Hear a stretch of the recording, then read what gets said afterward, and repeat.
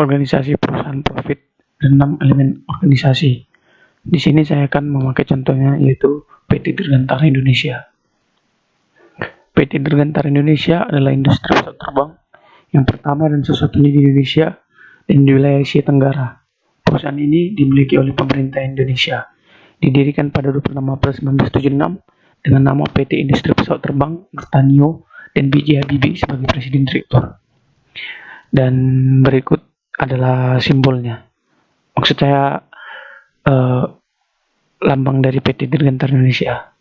PT Dirgantara Indonesia atau Persero memproduksi berbagai jenis pesawat terbang untuk memenuhi kebutuhan maskapai penerbangan sipil, operator militer, dan kebutuhan misi khusus. Berpengalaman dalam bidang desain pesawat terbang, PT DI mampu merancang pesawat terbang baru dan mengubah konfigurasi dan struktur sistem pesawat untuk tujuan misi khusus seperti patroli laut, pengawasan, dan penjaga pantai.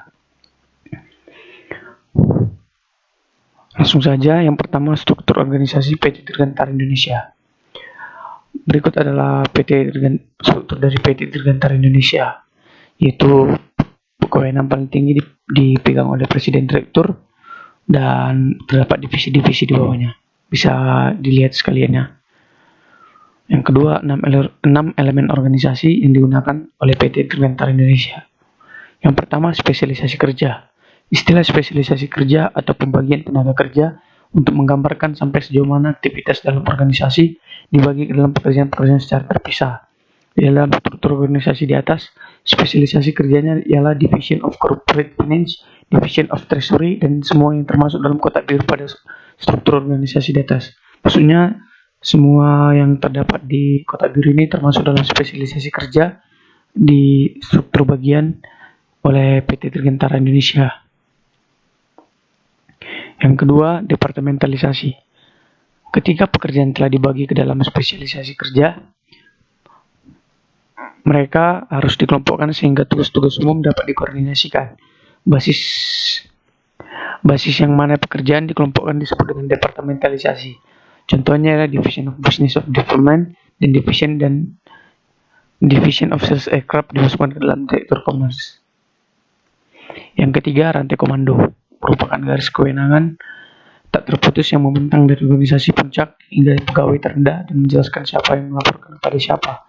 Otoritas mengacu pada hak-hak intern di dalam posisi manajerial yang memberikan perintah dan mengharapkan mereka untuk dipatuhi. Contohnya dalam organisasi tersebut, wewenang tertinggi dipegang oleh Presiden Direktur, kemudian menugaskannya kepada bawahannya seperti Subdirectorate of Corporate Planning and Program Management dan yang lainnya. Yang keempat, rentang kendali. Jumlah orang yang dapat secara efektif dan efisien diawasi oleh manajer. Pandangan tradisional tentang rentang kendali adalah bahwa manajer harus mengawasi langsung tidak lebih dari 5 hingga 6 orang. Rentang kendali dipengaruhi oleh keahlian dan kemampuan manajer, karakteristik karyawan, karakteristik pekerjaan yang dikerjakan, keserupaan tugas, kerumitan tugas, kedekatan fisik dengan bawahan, standarisasi tugas. Contohnya, manajer Subdirectorate of Corporate Planning and Program Management mengawasi 2 divisi, yaitu Division of Corporate Planning and Project Manager. Yang kelima, sentralisasi dan desentralisasi. Sentralisasi yaitu tingkat di mana pembuatan keputusan dikonsentrasikan pada satu titik dalam suatu organisasi.